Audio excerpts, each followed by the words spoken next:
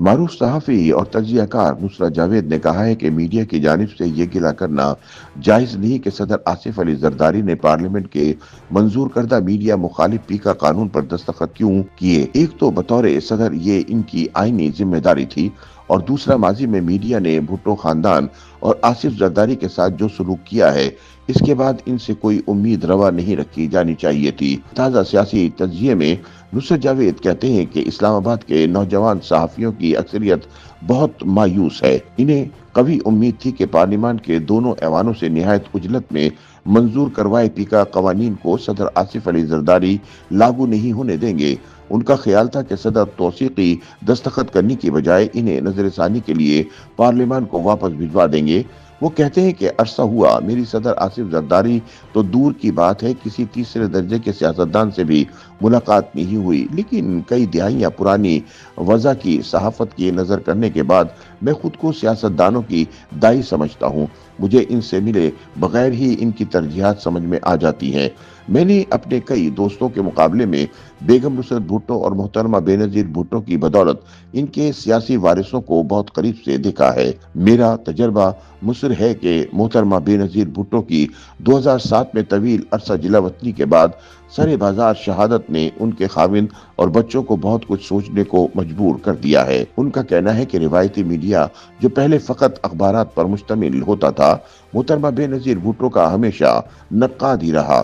ان کی طویل جدوجہد کے بعد 1988 میں قائم ہوئی حکومت کو پہلے دن سے نقاد پریس کا سامنا رہا۔ محترمہ کے اقتدار سنبھالنے سے قبل ہی فیصلہ ہو گیا تھا کہ 1988 کے آخری مہینے میں اسلام آباد میں سارک کانفرنس کا اجلاس ہوگا۔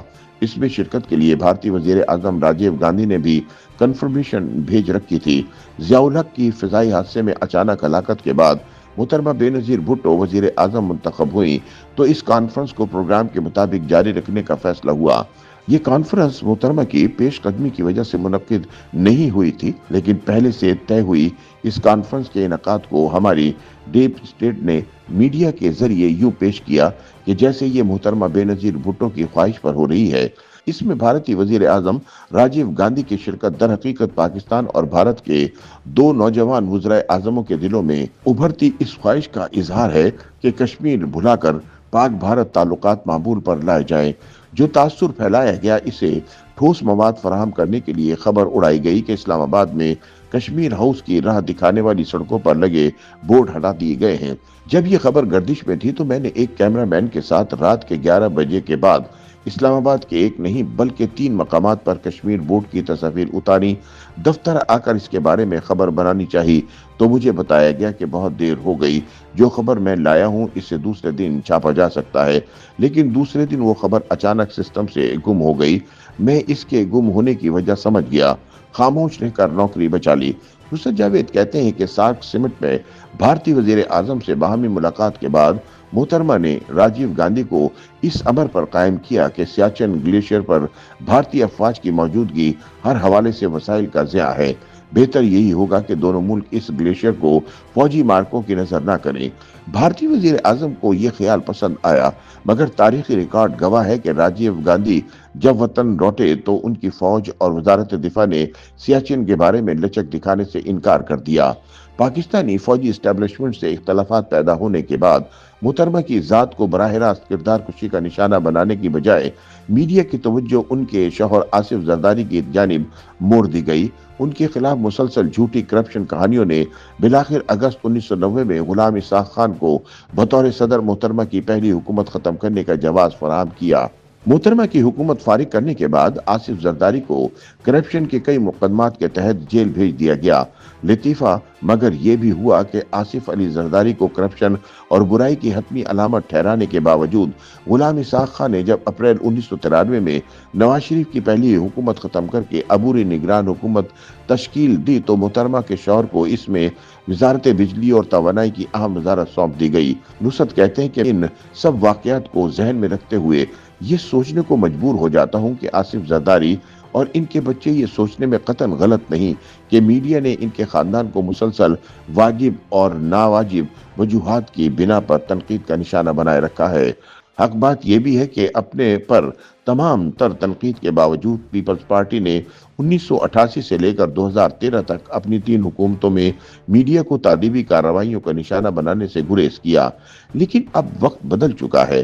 2025 में सहाफ़ी रियासत का चौथा सुतून नहीं रहे। इन दिनों का हुकूमती बंदोबस्त बज़ाहिर एक खेमा है जो महज एक सुतून यानी रियासत के सबसे बड़े इदारे के सहारे खड़ा है। रियासत की ये ख्वाहिश थी कि हुकूमती बंदोबस्त अपनी और रियासत की बका के लिए सोशल मीडिया को लगाम डाले। वो लगाम तैयार हो गई तो इसका इस्तेमाल जरूरी था। इस लगाम में कीड़े निकालना हुकूमती बंदोबस्त के लिए खतरनाक हो सकता है। नुसरत कहते हैं कि दौरे हाजिर की सियासत अब जुल्फ़िकार अली भुट्टो का बताया शायरी और रोमांस का आमेज़ा नहीं रहा, महज इक़्तिदार की तमन्ना है। और इक़्तिदार की तमन्ना फरवरी 2024 का इंतखाब बज़ाहिर जीत जाने के बावजूद पूरी नहीं होती। सदारत, वज़ारत उज़्मा और दीगर आईनी और सियासी इदारों के हुसूल के लिए कहीं और रुजू करना पड़ता है। लेकिन मेरे सहाफ़ी भाइयों ने हकीकत पसंदी से मामलात पर गौर नहीं किया। वो इस उम्मीद पर बैठे रहे कि अपना माजी जहन में रखते हुए पीपल्स पार्टी के सदर आसिफ जरदारी पीका कानून पर तौसीकी दस्तखत नहीं करेंगे। लेकिन अब वक्त बदल चुका है दोस्त, अब यहाँ कोई नहीं आएगा।